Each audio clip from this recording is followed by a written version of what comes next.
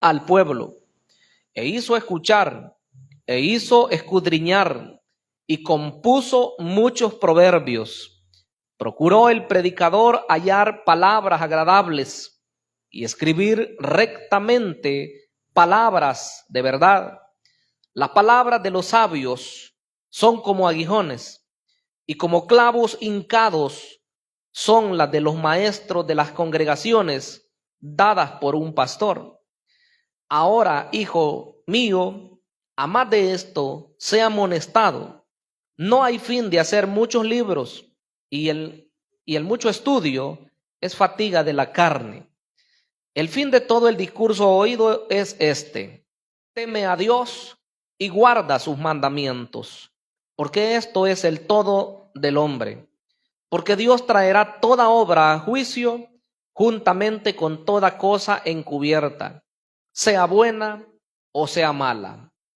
Inclinemos el rostro y le decimos: Padre nuestro que estás en los cielos, te adoramos, te exaltamos, mi buen Señor. En esta oportunidad queremos pedirte, Señor, que nos envíes tu palabra, que tu palabra, Señor, pueda llenar ese vacío que pueda haber en el corazón. Pedimos, Señor, que te glorifiques, así como lo haces, Señor, siempre en nuestra vida. Que tu palabra, Señor, pueda traer ese refrigerio espiritual que nuestra alma necesita. Esa palabra, Señor, que necesitamos para nuestro diario caminar. Gracias te damos por Cristo Jesús nuestro Señor. Amén y amén. El tema que tenemos, decíamos, es consejos finales del predicador. Ese es el tema. Finalizamos el libro y nos hemos dado cuenta que el predicador es un personaje admirable en realidad. Una persona pues que gustó, ¿verdad?, de la sabiduría de Dios. Una persona que tuvo todo lo que él quisiera tener y prácticamente pues sabemos por la escritura que Dios le entregó incluso cosas que él ni había pedido. Pero al final de sus días pues vemos que también él se alejó de Dios y esa fue su ruina. Tuvo momentos en los cuales abandonó lo que es el consejo de Dios, abandonó esa forma de vida que él tenía para con su Dios, y esto le trajo grandes consecuencias. Yo creo que al hacer conclusiones acerca de este libro, podemos nosotros pensar que si Dios nos tiene en un lugar de privilegio, pues debemos procurar el mantener ese lugar. Como dije en otro de los mensajes anteriores, Dios no lo va a hacer todo por nosotros. Hay cosas que Él espera que nosotros las hagamos. Eso está claro en la Escritura. Por lo tanto, pues este hombre sabio nos deja tremendas enseñanzas. Y me imagino que él se dedicó a escribir cosa por cosa, historia por historia, experiencia por experiencia de lo que él vivió, para que las personas pudieran tomar lección, porque si no, ¿qué otro objetivo hubiera? No nos sirve de mucho que nosotros leamos solamente la parte histórica. No nos sirve de mucho que nosotros sepamos de lo que pasó a los personajes bíblicos. Lo que nos sirve a nosotros es tomar lecciones, aplicarlo a la vida personal para no incurrir en los errores que los personajes cayeron. Y si algo digno de imitar, y si algo nosotros podemos aprender de los hombres y mujeres del ayer, eso debemos considerarlo. Hay que tomarlo y hay que guardarlo en nuestro corazón. Entonces, hermanos, en el mensaje de ahora vamos a ver dos partes importantes. La primera de ellas habla de la labor del predicador. Aquí se aconseja al predicador qué es lo que éste debe de hacer. Por cierto que la palabra hebrea Kohelet, como decíamos en la parte introductoria cuando iniciamos el estudio, bien puede ser traducida predicador o puede ser traducida maestro también. Por lo tanto, pues estas enseñanzas son dirigidas en primer lugar para el predicador o para el maestro o para alguien que se dirige en una asamblea. Cualquier persona que enseña. Veamos entonces cuáles son los consejos para el predicador. ¿Cuál es la labor de este predicador? Dice el versículo 9 que la labor del predicador es enseñar sabiduría al pueblo. Mire lo que dice: y cuanto más sabio fue el predicador, tanto más enseñó sabiduría al pueblo. Quiere decir que no hay, ¿cómo les digo?, límite para poder dedicarse al conocimiento, a investigar, a escudriñar, como dice el mismo versículo, a poder entrar en una serie de enseñanzas, de estudios. Si nos esforzamos en la parte secular, si llevamos, ¿cómo les digo?, módulos de estudio, y los que llegan al nivel superior optan por carreras que son de su agrado, cuánto más no será el poder estudiar la palabra del Señor. En el estudio secular usted sabe que las notas no las regalan. Hay personas que todavía tienen un pensamiento en su mente y ellos piensan que en los centros de estudio, por ser privados, piensan que las notas se las van a regalar. Pero eso no es así. Sean públicos o sean privados, el esfuerzo tiene que ponerse siempre, ¿verdad? Y si no, pues aquí están los jóvenes y jovencitas que están estudiando y nos pueden decir lo mejor, ¿verdad? No hay tal cosa como quien dice, bueno, yo pago mi mensualidad y por eso ya tengo garantizado el que voy a aprobar mis materias. No es así. Siempre hay esfuerzo. Y si uno a la postre no puso el esfuerzo necesario, al final va a parecer como reprobado. Y qué feo, ¿verdad?, que le digan a uno está reprobado. Nadie quiere eso. Entonces, en la parte bíblica, hermanos, dice que el predicador, entre más sabio fue, dice que más sabiduría enseñó al pueblo. Hay un pasaje en el Antiguo Testamento que dice que el pueblo, Dios fue el que dijo, mi pueblo pereció por falta de conocimiento. Se refería en aquella oportunidad a la ignorancia que tenían acerca de Dios y por lo cual no hicieron su voluntad y fueron llevados cautivos hacia Asiria y después los otros hacia Babilonia.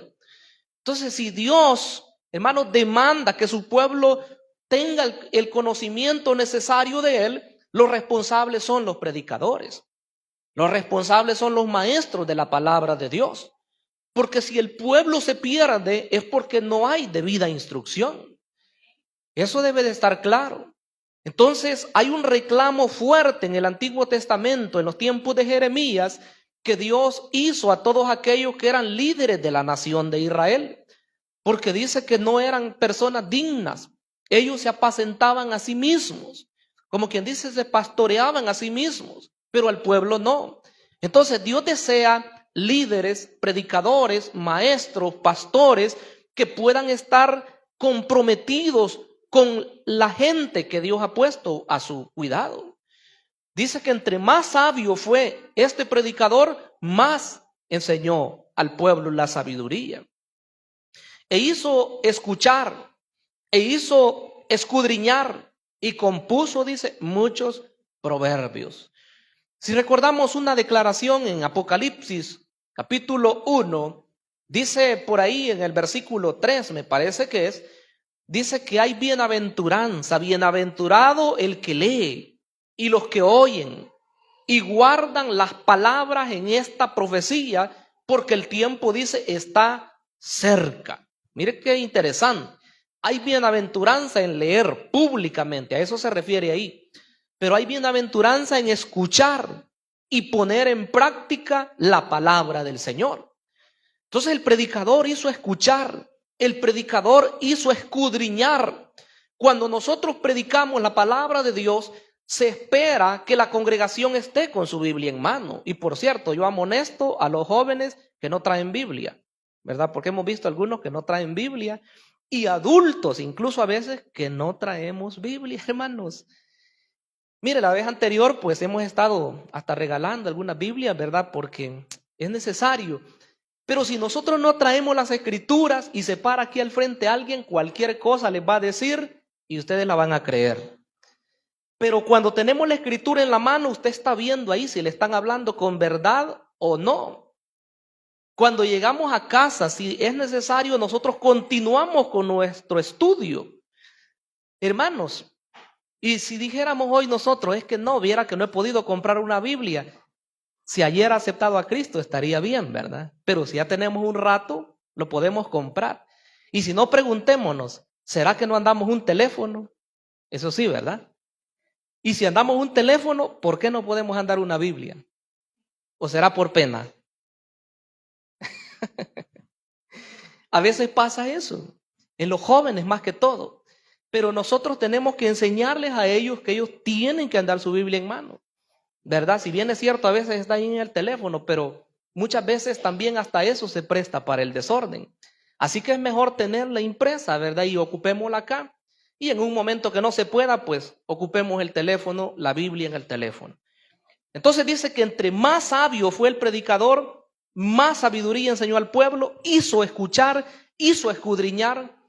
Escudriñar es investigar diligentemente, es poder poner el sentido de la palabra de Dios. No es leer rápido, como que si nosotros vamos leyendo el periódico, porque ese sí se lee rápido, pero la palabra de Dios no, se interpreta. Todos nosotros, de cierto modo, somos intérpretes de la palabra de Dios. No necesitamos ser estudiantes de teología o pastores. Todos, de cierto modo, estamos interpretando siempre la palabra de Dios. La leemos para entenderla. Eso es interpretar. Entonces, dice que hizo escudriñar y él compuso muchos proverbios. La pregunta sería necia, ¿verdad? Pero, ¿cuántos han leído el libro de los proverbios? ¿Verdad? Todos y muchas veces, porque a veces se leen en un mes completo.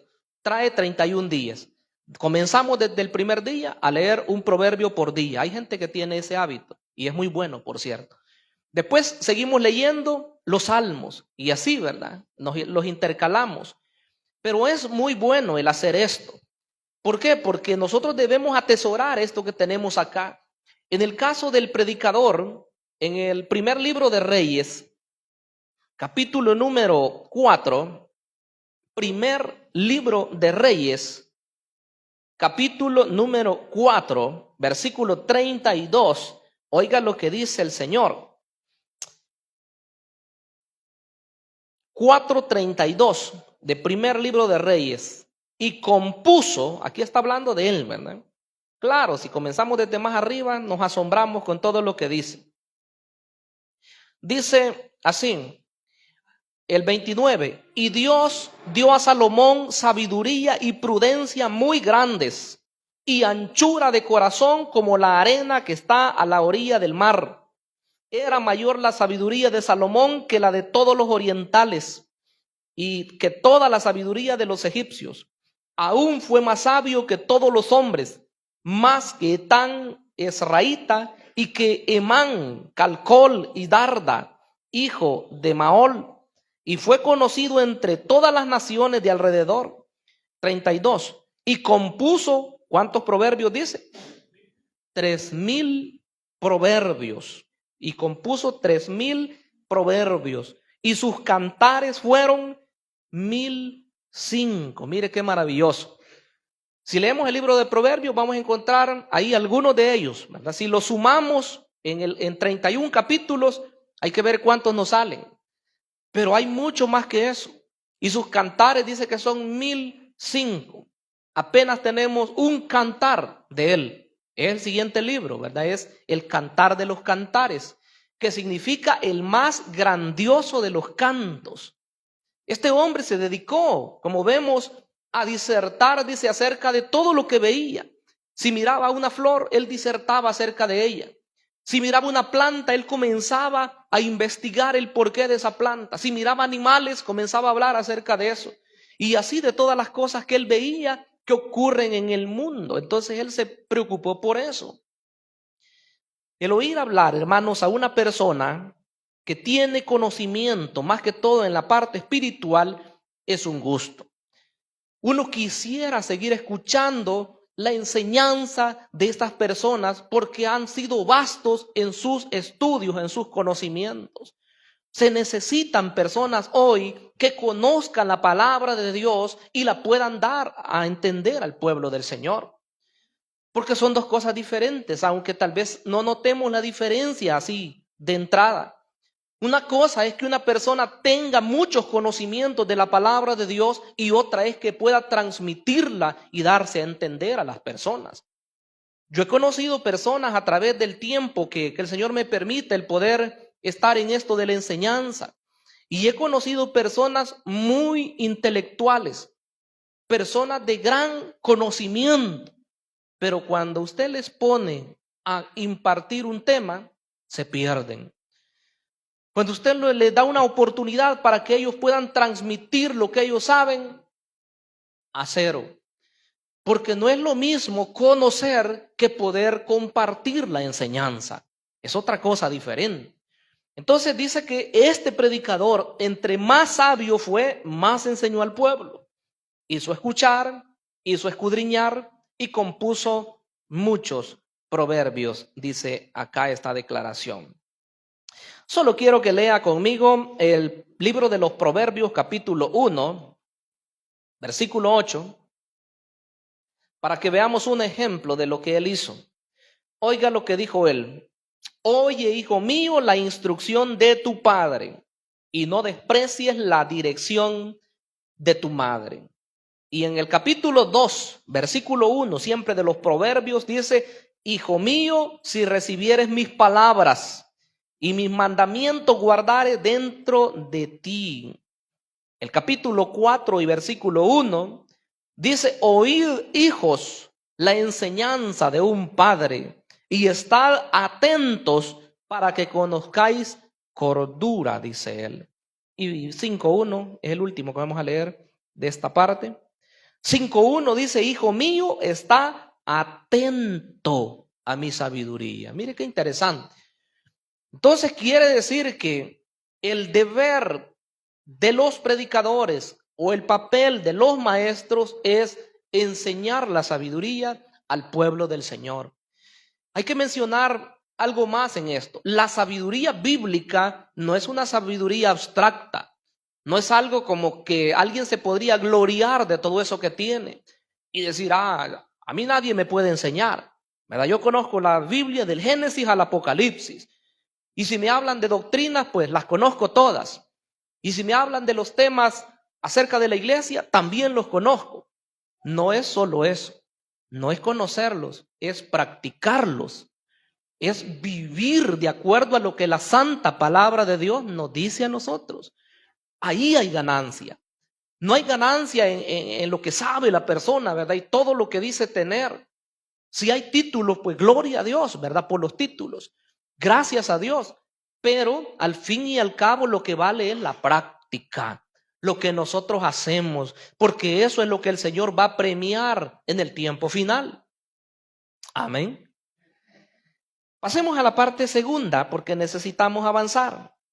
Dice el versículo número 10 que otra de las funciones del predicador es hablar la verdad de Dios. Mire lo que dice el versículo 10. Procuró el predicador hallar palabras agradables y escribir rectamente palabras de verdad. Cuando dice que él buscó palabras agradables, no crea usted que él está diciendo, pues yo quería congraciarme con el pueblo, o que hoy el predicador debe de tratar de quedar bien con todas las personas. No es esa la labor del predicador o del maestro. La labor del predicador debe de ser la de quedar en bien con Dios, declarar la verdad. Y van a haber momentos en los cuales nos vamos a sentir quizás incómodos con el que está predicando. Puede ser su servidor o puede ser cualquiera de los otros pastores que pasan acá. Nos vamos a sentir incómodos. ¿Por qué? Porque sentimos que la palabra nos está traspasando. Eso es. Pero la labor es buscar las palabras que lleguen al corazón de la persona. No es tratar de evadirla, ¿verdad? Y decir, aquí habla fuerte, entonces hoy pues no vamos a predicar esto, sino que vamos a dejar esa parte y nos pasamos a otra. No. Dice que el predicador trató de buscar las palabras agradables y escribir rectamente las palabras de verdad. Bueno, hay un canto, ¿verdad?, que dice que la palabra es, como dice que es suave ¿O es blanda o cómo es? Dura, ¿verdad? Ni siquiera la queremos decir, hermanos. La palabra es dura. ¿Y quién fue el que dijo eso? Fue Pedro, ¿verdad? Uno de los siervos más allegados al Señor. Pero en realidad hay cosas que lo confrontan a uno. Y ahí es donde uno tiene que saber asimilar, ¿verdad? Que lo que Dios quiere es que nosotros vivamos de acuerdo a su voluntad. Si Él quisiera que nos perdiéramos, no nos dijera nada. Pero si Él quiere que estemos en un camino recto, Él nos dice, por ese camino que vas, está mal. Eso que estás haciendo es incorrecto. Eso que estás pensando no debería ser. El Señor nos habla a través de su palabra. Y usa a sus siervos, los predicadores, para declararnos su verdad. Y es ahí cuando uno es amonestado y uno dice, definitivamente estoy en un error. Voy a tratar de corregir. Porque en el peor de los casos fuera que nosotros entendemos que estamos mal y al final pues decir, no hay problema, ¿verdad? Bueno, esta congregación es pequeña y a veces las ilustraciones que pudiéramos poner rápido van a captar ustedes que se trata de algo de acá. Así que por eso tengo bastante cuidado de poner ilustraciones. Pero lo cierto es que a veces podemos creer que la palabra solamente nos va a deslizar. Y si usted es de esas personas que dicen así, entonces estamos mal. Yo conozco un animalito, ¿verdad? Un animalito que él se tira al agua y pasa debajo del agua nadando y cuando sale al otro extremo, sale él seco. Solo hace sus alitas así, ¿ven? Y sale y está seco. ¿Sabe usted cuál animal es ese? El pato, ya se lo puede. Es el pato. Entonces, nosotros no somos patos, ¿verdad? Ya aplicando a la parte espiritual. No debemos ser como el pato. La palabra es para nosotros. A veces las personas dicen, esa palabra para mí está siendo. Sí, por ustedes es. Y para mí es la palabra de Dios, ¿verdad? No es para las sillas, es para cada uno de nosotros. Entonces, lo que es para mí, lo tomo. Pero lo que no es para mí, eso yo lo dejo, no me preocupo. ¿Verdad? Porque el problema de nosotros es a veces que nos incomodamos y decimos, pero solo para mí venía esta palabra y a mí me ha tirado este predicador, sí que venía tirando bastantes piedras hoy. No, lo que era mío lo tomo y lo que no es para mí es para otra persona. Así, las palabras son de parte de Dios y viene su enseñanza y nos habla hermoso como Él quiere o nos habla y nos exhorta si es necesario. Entonces, procuró el predicador hallar palabras agradables y escribir rectamente palabras de verdad, dice él. Quiero mencionar acá que esas palabras pues deben de ser guiadas por el Espíritu Santo. Porque no es correcto que uno venga aquí y uno sabe, como pastor sabe muchas cosas de su rebaño, pero no es correcto que uno venga aquí y comience, ¿verdad?, a decirle a cada persona de manera así, ¿cómo le digo? Directa, ¿verdad? Eso no es de Dios tampoco. Tampoco es incorrecto que su servidor o cualquier pastor tratara de fingir los dones espirituales, porque hay veces que eso pasa, y comienzan supuestamente a profetizar y ya se sabe la situación de la persona. Pero hay gente que le gusta que le impresionen, y por eso es que la gente, esto es de Dios, dice. Y no, ya le investigaron su vida. Cuando el don espiritual es genuino, uno es el primero que se queda con la boca abierta, porque uno dice, nadie sabía eso. Y hermanos, si es del Espíritu de Dios, ustedes saben que aquí respetamos lo que el Espíritu Santo hace, ¿verdad? Pero seamos cuidadosos también. Entonces, pasemos a la parte, todavía en esta parte primera. Otra de las labores del predicador es moldear la conducta de los oyentes. El versículo 11 dice que las palabras de los sabios son como aguijones. Se pone más serio cada vez esto. Y como clavos hincados son las de los maestros de las congregaciones dadas por un pastor. Esta palabra no nos gusta mucho, hermanos. Nos va a gustar la que nos dice, hermanos, somos justificados. Y yo digo, gloria a Dios. Yo digo, somos salvos por la gracia de Cristo. Yo me regocijo y digo, gloria a Dios. Y nos alegramos tanto en esos temas. Pero estos no mucho. Dice que las palabras de los sabios son como aguijones. ¿Sabe usted lo que es un aguijón? Una punta, pues. Un clavo, digamos. esto está inspirado en la forma de trabajo que tenían los hebreos. Bueno, nosotros los que hemos ido del campo conocemos de eso también. Para arar, ¿verdad? Después de haber enyugado los bueyes, por supuesto, y haberles puesto el arado, ahí va, ¿verdad? El arador. Y en una mano lleva tomada la cabeza de arado, la mancera, como le dicen, pero en la otra lleva una punta. En la otra lleva, ahí así se le llama, ¿verdad? La puya, una vara que en la punta tiene un clavito. Y esa puya sirve porque el arador lleva el surco, ¿verdad? Con una mano. Pero con la otra, en el momento cuando un buey se le quiere ir de lado, le pega su puyoncito. Y el buey vuelve al mismo surco, mire, y ya van los dos juntos. A veces le ala con la cuerda, con los lazos, pero si es necesario, con la puya. Entonces, ¿qué quiere decir? Que la palabra de Dios, de cierto modo, es eso lo que hace. Cuando nosotros estamos caminando bien, no hay necesidad que nos puyen. Pero si nos salimos un poquito del caminar correcto, entonces sí sentimos que la palabra nos está aplicando. Que la palabra de Dios nos está cayendo. Porque para eso es. Entonces dice que esas palabras de los sabios son como aguijones, como esos bueyes, ¿verdad? Hay bueyes que son chúcaros, por cierto. Bueyes que lo ponen a un manso, a uno que ya sabe arar, con otro que es chúcaro. ¿Y sabe cuál es el chúcaro? El que no ha todavía sentido el yugo. No los ponen dos chúcaros, porque si ponen dos chúcaros, no los puede controlar el arador. Pero si ponen un chúcaro con un viejo, eso, mire, el viejo lo va deteniendo y aunque el otro se quiera ir, lo detiene.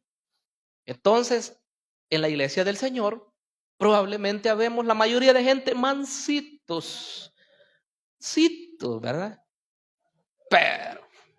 Pero, probable, ¿verdad? Probable que hubiera algo. Entonces, por ahí viene la palabra. Son como aguijones y como clavos hincados, las de los maestros de las congregaciones dadas por un pastor. ¿Cuáles son esos clavos hincados? Yo siempre me preguntaba. Y nosotros sabemos, ¿verdad?, que la forma correcta de meter un clavo, pues es con un martillo y ¡poc, poc, poc! El que es experto rápido lo pone. Pero hay otras personas que no son tan expertos y entonces el clavo se dobló y ese clavo cuesta, ¿verdad?, para que entre y para sacarlo igual. Si pudiera la madera decir, ¡ay!, se quejara, ¿verdad? ¡Ay!, cada vez que le pega el martillazo y se dobló y lo vuelve a sacar y lo quiere volver a meter, ¡ay! Entonces las palabras de los predicadores no vienen siempre igual. O puede ser que hay oportunidades en las que se repitió un mensaje y hay personas que se molestan cuando se repite un mensaje. Sí, claro, los predicadores debemos tener cuidado, ¿verdad?, de no repetir el mensaje que lo acabo de predicar y lo voy a predicar de nuevo. Pero a veces puede ser que un predicador trató un tema y de repente el otro predicador siempre dentro de la misma congregación vuelve a hablar de lo mismo, pero con su gracia. Entonces es válido. ¿Y por qué deberíamos de rechazarlo si es palabra de Dios? Pablo dijo que a él no le era molesto escribirles las mismas cosas a las iglesias y para ellos dijo que eran seguras. Entonces, si Dios nos habla a nosotros, esa palabra es segura. Una vez un predicador pues llevó un mensaje y de repente pues la gente lo oyó y todo y no dijeron nada. La siguiente vez llegó nuevamente y volvió a predicar el mismo mensaje y la gente ya se puso en cuidado. Pero ¿y por qué predica el mismo mensaje? Y después a la siguiente vez el mismo mensaje. Cuando ya iban como 3 o 4 veces de dar el mismo mensaje, entonces la gente le dijeron, bueno, ¿y por qué predica el mismo mensaje? Y ahí viene la respuesta del predicador, porque ustedes no han cambiado todavía. Entonces, una misma palabra, dicha y dicha otra y otra vez, puede hacer que en nosotros haga un efecto que Dios desea que haga. En los círculos de enseñanza, mis hermanos y hermanas que han estado, se dan cuenta que se dice que en la repetición, ahí está la clave. Incluso los maestros seculares, no me van a dejar mentir los que están estudiando actualmente. Para comenzar una clase siempre se hace referencia a lo que se ha visto anteriormente. Nunca se comienza así directo. Si nosotros somos olvidados, se nos olvidan las cosas. Por eso es que es necesario volverlo a repetir. Entonces dice que esos mensajes de los sabios son como aguijones y como clavos hincados. Las dan los pastores y los maestros, por supuesto. Pero pasemos a la parte segunda de nuestro mensaje de hoy, que habla acerca de lo que los oyentes deben de hacer al oír el mensaje. Todos nosotros somos oyentes. Versículo número 12. Ahora, hijo mío, a más de esto, sé amonestado. Mire lo que hace el Señor, nos amonesta. Yo ni voy a preguntar a cuánto le gusta que los amonesten, porque a mí no me gusta que me amonesten. Pero hermanos, hay momentos en los cuales el Señor nos amonesta. ¿Y qué vamos a hacer si es el Señor? Nos amonesta. Ahora, hijo mío, a más de esto, dice, sé amonestado. No hay fin de hacer muchos libros, y el mucho estudio es fatiga de la carne. No está botando su argumento el predicador, como quien dice, entonces ya no estudiemos, ¿verdad? Jóvenes, ya no estudien, porque eso cuesta mucho. Es cansado, se tienen que desvelar, tienen que leer muchos libros, tienen que prepararse para laboratorios, para exámenes. Ya no estudien, cuesta demasiado. No está diciendo eso el predicador, sino que hay que entender que la sabiduría en sí misma no es un fin. ¿Para qué se estudia? Bueno, ahí pueden haber diferentes respuestas, pero estos muchachos vamos a ver. ¿Para qué se estudia? Jóvenes, ¿para qué se estudia? Denme algunas respuestas. ¿Para qué se estudia? Dos voy a escuchar. Para aprender. Esa es una respuesta muy buena. ¿Para qué más se estudia? La que la mayoría hacen. Para pasar. Para pasar. Pero hay que hacerlo para aprender. Porque al final lo que nos va a servir más es lo que hayamos guardado, lo que hayamos atesorado. Porque si solo estudiamos para pasar, les aseguro, van a tener 10 probablemente, hasta copiando, haciendo trampas, haciendo trucos. Pero al final, cuando esté en su trabajo, ¿cómo se va a desenvolver si no entiende lo que le enseñaron? Algunas técnicas de los estudiantes ya las conozco algo, porque tengo un buen rato de estar compartiendo la palabra de Dios. Algunos estudiantes le dicen a uno, pero mire pastor, es que esto no lo enseñaron a nosotros en el ciclo pasado. Y uno ya los conoce, ¿verdad? Hacen quedar mal al maestro anterior. Lo que pasa es que no son conscientes de decir, no, ya no me recuerdo. Porque uno bien sabe la temática que llevan las materias, ¿verdad? Y entonces a uno se le olvidan varias cosas. Y en ese afán, al final cuando alguien le pregunta, ¿y usted ya vio esto? ¿Verdad? Entonces, háblenos acerca de eso. No puede porque se le ha olvidado. Y lo más fácil es decir, no, eso no lo enseñaron. Ay, qué malo ese maestro, ¿verdad? Y si uno sabe qué maestro fue, y si uno es descuidado, puede decir, ese maestro es malo. No, hombre, qué bárbaro. Si hubiera sido yo le hubiera enseñado mejor. No, somos olvidados muchas veces. Entonces, la sabiduría en sí no es un fin, sino que debe de ser el medio que nos lleva a nosotros para hacer la voluntad de Dios en este caso. Así como a los estudiantes, todo lo que ellos están atesorando y atesorando les va a servir cuando ellos estén desenvolviéndose en su trabajo, también nosotros aprendemos para aplicarlo a nuestra vida. Si nosotros solamente oyéramos una prédica y le damos poca importancia, al final no nos va a traer beneficio. Pero si decimos, sí, entonces quiere decir que Dios quiere que yo cambie en esto. Quiere decir que Dios quiere que yo haga esto. Quiere decir que deje esto. Varias cosas, entonces uno va aprendiendo. La sabiduría en sí no es un fin. Eso es lo primero que debemos de ver acá. Por lo tanto, debemos practicar. Esa sería la respuesta. La sabiduría es práctica. Nos enseña cómo vivir. Un texto vamos a leer. Tito 2:11. 2:11 de Tito.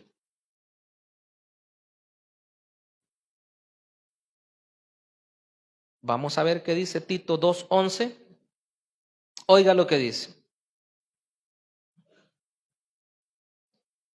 Tito 2:11.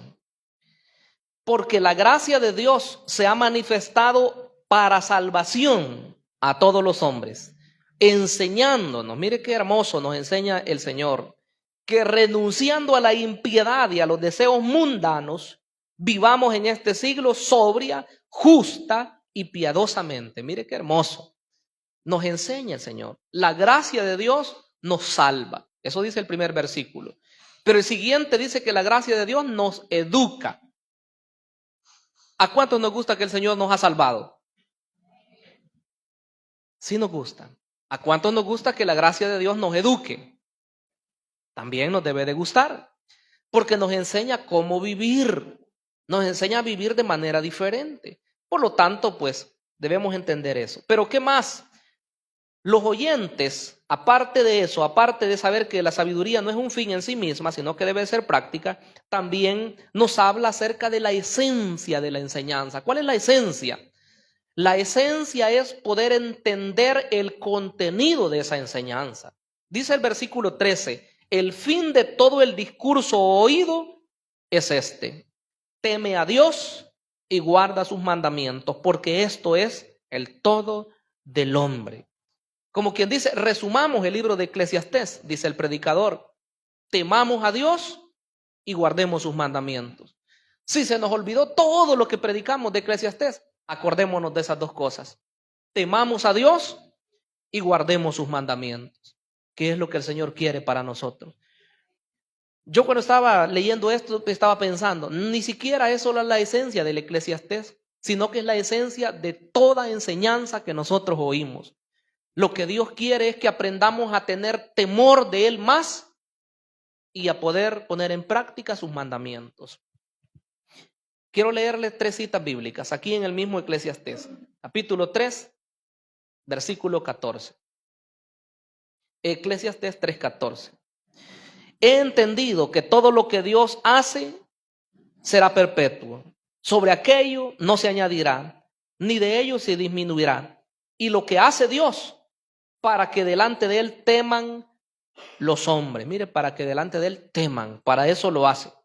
Siguiente cita bíblica, vamos a leer acá 5:7. 5:7, siempre de Eclesiastés.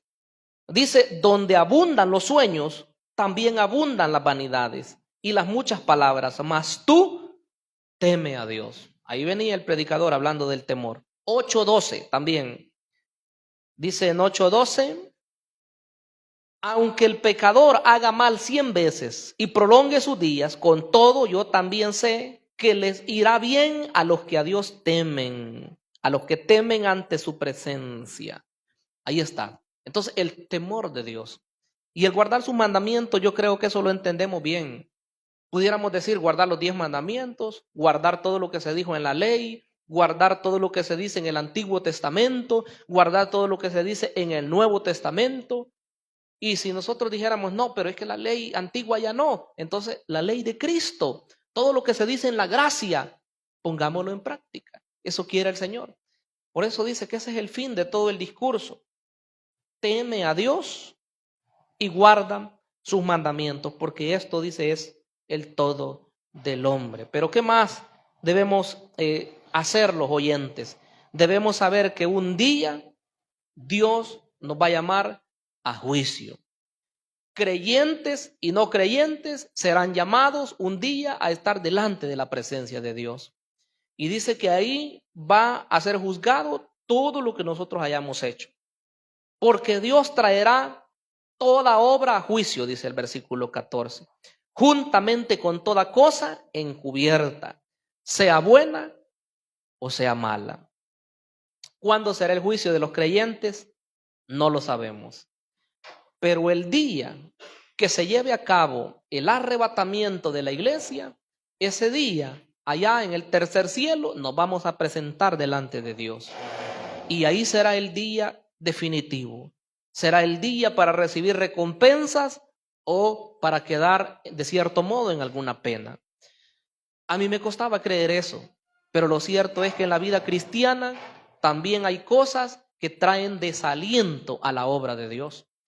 Y es ahí cuando el Señor tendrá que aplicarnos algún correctivo. Yo no sé cómo será, pero la Biblia dice en 5 10 de segunda a los Corintios, que es necesario que todos nosotros comparezcamos ante el tribunal de Cristo, para que cada uno reciba, dice, conforme a lo que haya hecho cuando estaba en el cuerpo, sea bueno o sea malo. Vuelve a repetir. Entonces está hablando de los creyentes. Ay, hermano, pero es que los creyentes ya no hacen el mal. Claro que sí. A veces hacemos cosas que son incorrectas. Entonces Dios lo va a juzgar todo eso. Claro, no estoy diciendo que lo va a condenar, porque después de todo ya estará en el cielo, en la presencia de Dios. Pero ¿quién es aquel que le gusta que lo confronten? Dijimos que nadie, ¿verdad? Esperamos que el Señor nos diga: buen siervo fiel, en lo poco me has sido fiel, en lo mucho te pondré, entra en el gozo de tu Señor. Esas serían palabras maravillosas. Pero ¿y los incrédulos? Que dice que se van a presentar para recibir la sentencia. Allá en el trono blanco dice que van a hacer fila todos, grandes y pequeños, y todos los muertos van a salir independientemente de dónde hayan muerto. Entonces será terrible ese día. Por eso algunos han dicho que ese versículo de Apocalipsis es uno de los versículos más tristes de la palabra de Dios, porque ahí se presentarán los malos para ser juzgados y al final condenados y lanzados al lago que arde con fuego y azufre. Es triste, pero lo cierto es que Dios nos da una oportunidad a nosotros hoy y a los incrédulos incluso también para que se puedan arrepentir. Entonces Dios nos llama hoy y el mensaje en estos consejos finales del predicador ha sido claro. La labor del predicador en poder dar su mensaje de manera clara y convincente, y el rol que jugamos los oyentes. ¿Qué es lo que nosotros debemos hacer? Practicar lo que oímos en la enseñanza. Que Dios nos guíe siempre y nos dé siempre de su Espíritu Santo. Inclinemos el rostro. Digámosle: Padre que estás en los cielos, oh mi buen Señor, mi buen Dios, en esta hora, Señor, queremos glorificar tu santo nombre. Queremos exaltarte, Señor, porque eres grande, eres el Rey, eres el Dios eterno. Mi gran Señor, queremos pedirte que nos guíes, que tu palabra, Señor, pueda ser como ese bálsamo que viene a nuestro corazón, Señor, cuando lo necesitamos. Hay palabras, Señor, que son agradables a nuestros sentidos, pero hay palabras, Señor, que son como aguijones. Hay palabras que son como clavos hincados, así como dice tu palabra. Dios mío, sea suave la palabra o sea fuerte, yo sé que tú tienes un propósito. Yo sé que tú tienes el anhelo de que nosotros podamos caminar rectos, caminar firmes, siempre, Señor, en tu obra. Mi Dios, oro por toda tu iglesia, los que están en este lugar y aquellos que nos ven también a través de las redes, para que podamos ser creyentes fieles en escuchar tu palabra, pero también, Señor, en atesorarla, en ponerla en práctica, porque eso es lo que tú anhelas de nosotros. Mi Dios amado, ayúdanos, enséñanos cada día lo que debemos hacer. Tú tienes el control de nuestra vida, Señor. Que tu Espíritu Santo pueda ministrarnos en los momentos de necesidad. Gracias te damos, mi gran Señor, en el nombre de Jesucristo. Amén y amén. Gloria a Dios. ¿Cuántos damos gloria a Dios, hermanos? Podemos dar un fuerte aplauso al Señor. Amén y amén.